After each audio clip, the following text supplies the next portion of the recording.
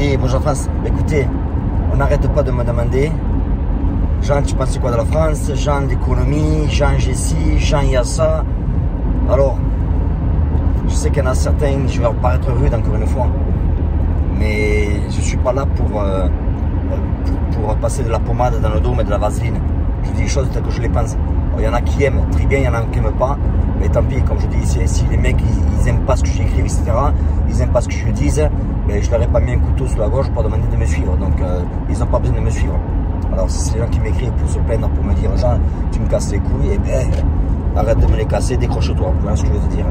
Maintenant je pense que j'ai un message qui est assez direct, j'ai un message qui est sincère. Pourquoi? Parce que je sais de quoi je parle, d'où je viens.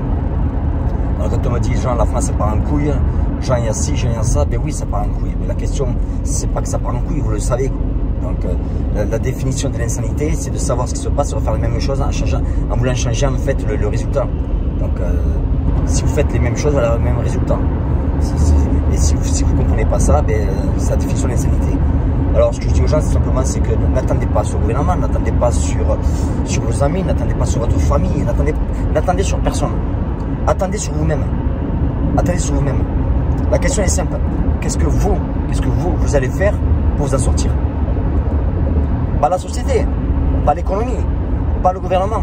Non, qu'est-ce que vous allez faire pour vous en sortir? Le secret de votre succès, en fait, il est entre vos mains, il est dans votre tête. Qu'est-ce que vous allez faire?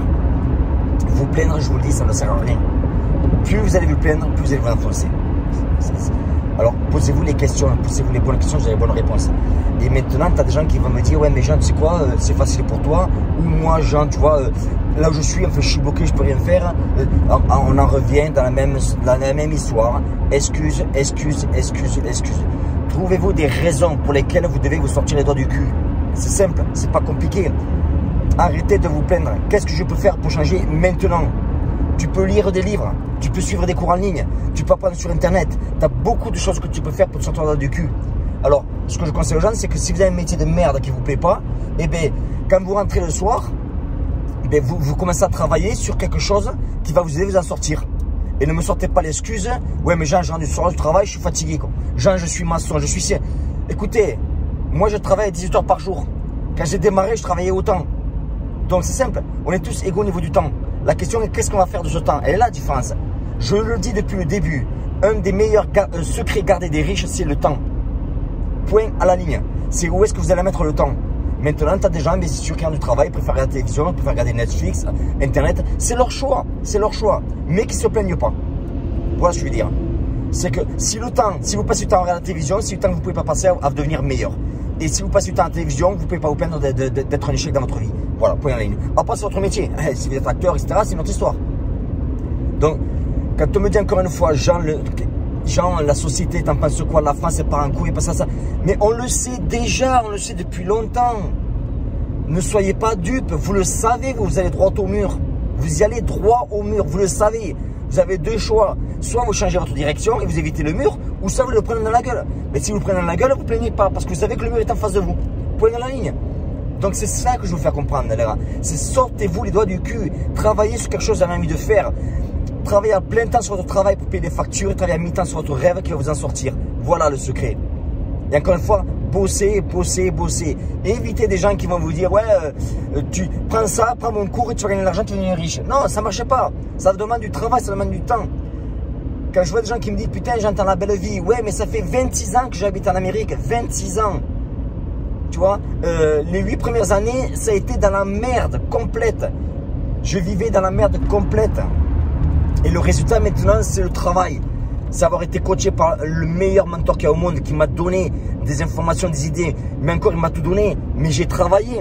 S'il m'avait donné des choses, c'était très bien, que j'ai réussi très bien, on pourrait dire, ben donne-moi les. Non, il m'a montré un chemin, mais après, il m'a dit, Jean, c'est à toi de marcher, quoi. Et quand j'ai compris qu'il fallait que je marche et que j'étais le seul qui pouvait avancer, parce que personne ne pouvait avancer à ma place, et bien tout a changé. Alors je vous le dis, pour que les choses changent, il faut que vous changez. Point à la ligne. Je sais que ça paraît simple, ça paraît facile. Le mec dit putain, tiens. Alors, comme je dis à mes clients que je coach, où est-ce qu'il est le problème? C'est tout ce que je vous dis, c'est simple. Beaucoup d'entre vous vont dire putain, Jean a raison. Alors, où est-ce qu'il est le problème? Eh bien, ce qui est facile à faire, c'est aussi facile à ne pas faire. Pensez-y à ça. Ce qui est facile à faire, c'est aussi facile à ne pas faire.